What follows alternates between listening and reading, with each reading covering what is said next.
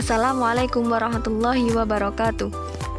Pertemuan kali ini kita akan belajar bagaimana cara membuat ringkasan berdasarkan gagasan teks tulis dan teks lisan. Apakah yang kalian ketahui tentang ringkasan atau meringkas? Kemudian apa sih tujuan kita meringkas?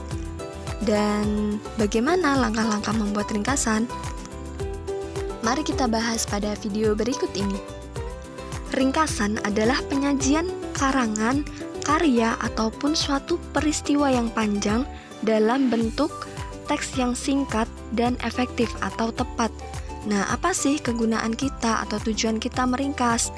Nah, tujuannya adalah untuk memahami atau mengetahui isi dari sebuah teks ataupun karangan. Mungkin kalian pernah atau bahkan sering menulis inti dari sebuah materi ataupun bacaan. Nah, itu merupakan salah satu kegiatan dari meringkas. Nah, teks yang kita ringkas itu biasanya ada dua macam. Yang pertama ada teks tertulis. Nah, teks tertulis adalah teks yang disampaikan melalui tulisan. Nah, biasanya kita temukan di buku-buku, kemudian di koran ataupun surat kabar. Yang kedua adalah teks lisan. Teks lisan adalah teks yang disampaikan secara langsung menggunakan mulut dan suara. Yang selanjutnya yaitu langkah-langkah membuat ringkasan. Yang pertama, bacalah teks dengan seksama. Nah, diperhatikan kalau teksnya itu teks tertulis, maka dibaca terlebih dahulu dan dipahami.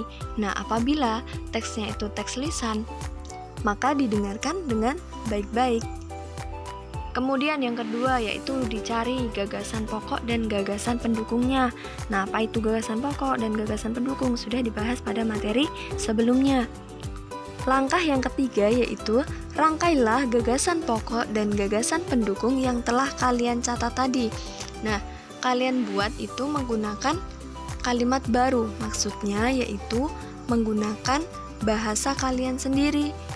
Langkah yang keempat yaitu urutkan kalimat sesuai dengan teks aslinya. Contohnya, kalian menemukan suatu teks atau bacaan di sebuah koran tentang peristiwa terjadinya banjir. Nah, di situ kalian ingin meringkas apa sih isinya, bagaimana peristiwanya. Nah, itu kalian tuliskan menggunakan kalimat kalian sendiri. Dan urutan kalimatnya jangan dibolak-balik.